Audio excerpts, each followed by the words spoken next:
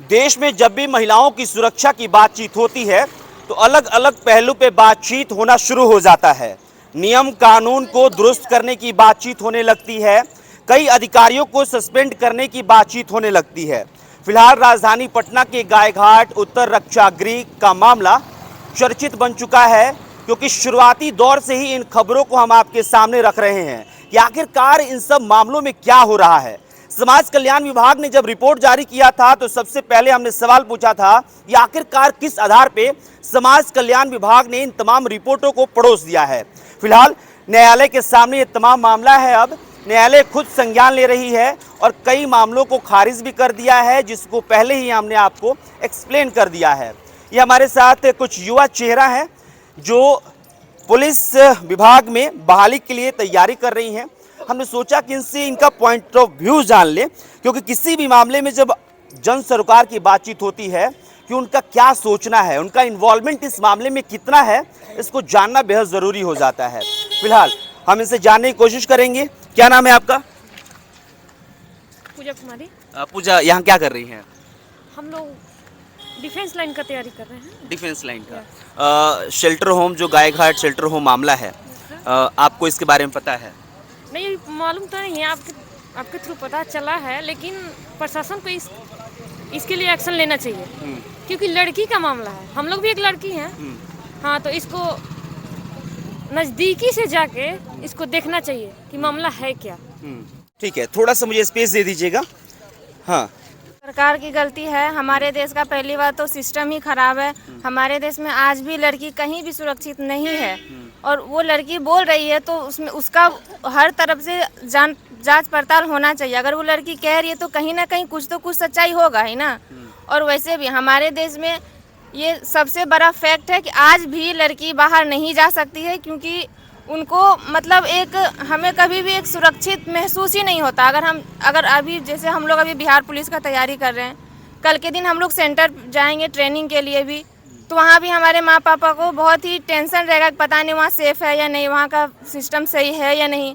तो उसी तरह वहाँ भी वो लड़की अगर बोल रही है तो सही तरह से जाँच होना चाहिए। हो सकता है उस लड़की में सच्चाई हो, क्योंकि हमारे देश में लड़कियों को सच में ऐसा होता है कि उनके साथ हमेशा गलत हुआ है, चाहे रेप हो चाहे कुछ भी हो।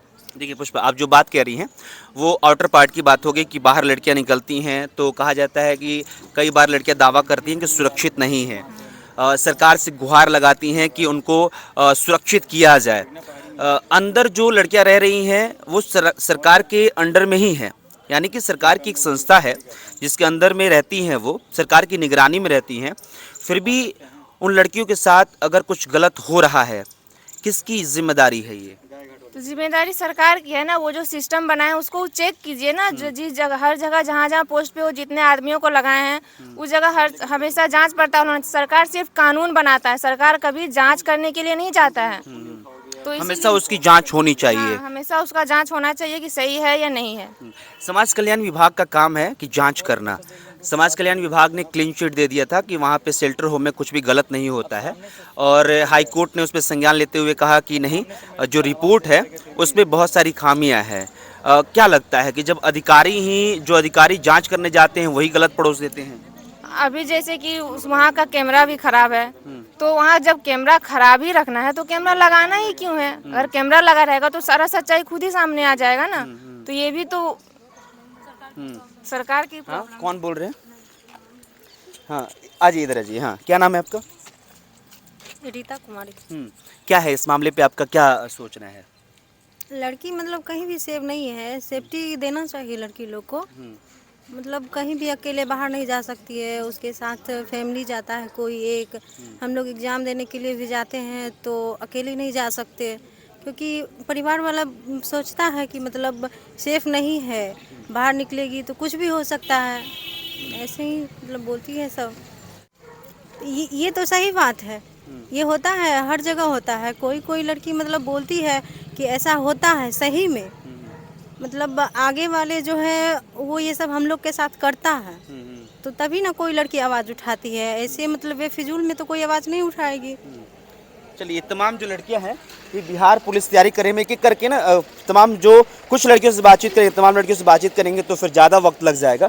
क्या नाम है आपका? सोनी पांडे। आम आदमी तो कुछ कर नहीं सकता, जो करना है अधिकारियों को ही करना है। तो वहाँ पे जहाँ सरकार तो हमारी पहले गड़बड़ सरकार में ही है। सरकार कोई भी चीज़ कर तो देता है, बट वहाँ पे जांच पड़ताल करने के लिए किसी को भेजता नहीं है। और अगर भेजता भी है तो वो लोग जांच पड़ताल करते नहीं है अच्छे से। अगर वो करेंगे तो वो दिखेगा कि हाँ कहीं ना कहीं तो गड़बड़ है। जब कोई लड़की कह रही है कि हम सुरक्षित नहीं हैं, हम सेफ नहीं हैं, तो इसमें 100% सच्चाई है ही कि वहाँ पे कुछ ना कुछ तो गड़बड़ है जब वो लड़की बोल रही है। को लगता है कि न्यायालय अगर जब बोल रही है कि यहाँ पे गड़बड़ है तो कुछ ना कुछ तो गड़बड़ है, तभी तो न्यायालय सुप्रीम कोर्ट कह रही है कि वहाँ पे गड़बड़ है।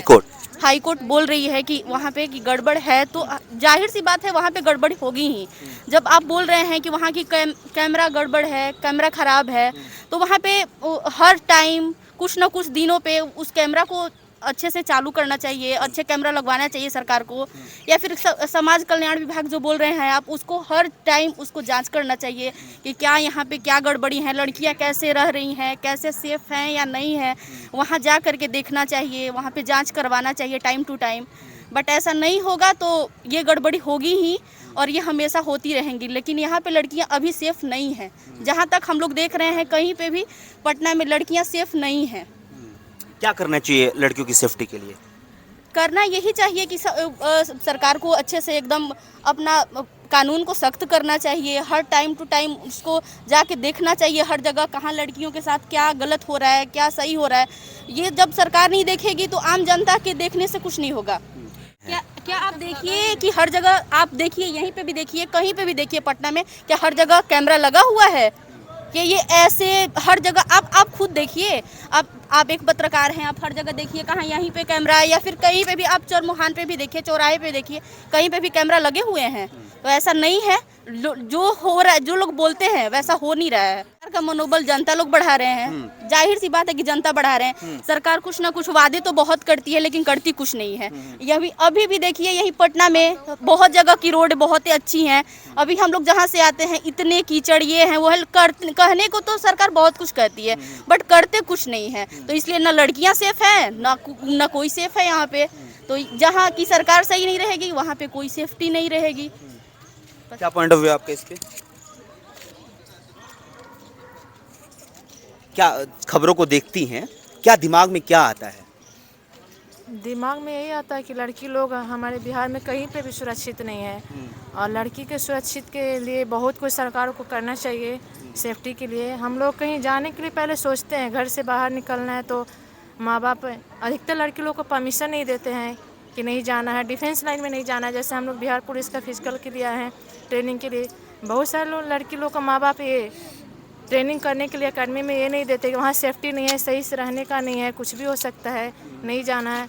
इसलिए बहुत सारी लड़कियों का मनोबल भी टूट जाता है, सपना ही रह जाता है। इसीलिए सरकार से यह है कि लड़की के सुरक्षित के लिए बहुत सारा ये काम करे। ठीक है, समाज कल्याण विभाग की रिपोर्ट को मैं लगातार कोट कर रहा हूं कि आखिरकार समाज कल्याण विभाग की जब जिम्मेदारी है कि तमाम लड़कियों की सुरक्षा की हो या फिर ध्यान देने की बातचीत हो, उसकी निगरानी रखना, लेकिन वही अधिकारी जाते हैं और तमाम चीज़ों पर क्लीन चिट दे देते हैं। इस बातचीत को यहीं खत्म करेंगे।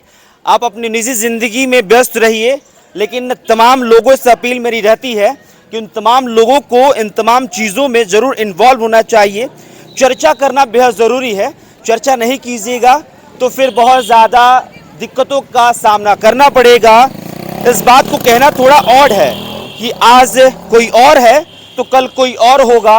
अगर आप नहीं बातचीत करेंगे तो फिर कल कोई और शिकार हो जाएगा इस चीज़ का। फिलहाल हम लगातार कोशिश करते रहेंगे। पटना की सड़कों पे हम तो घूमते रहते हैं, बातचीत करने की कोशिश करेंगे, जानने की कोशिश करेंगे कि आखिरकार जो लोग हैं उनका इन तमाम चीज़ों पे क्या सोचना है, पॉइंट ऑफ व्यू क्या है। फिलहाल जो भी सवाल है हम लगातार आपके सामने लेके आ रहे हैं। बहुत बहुत शुक्रिया।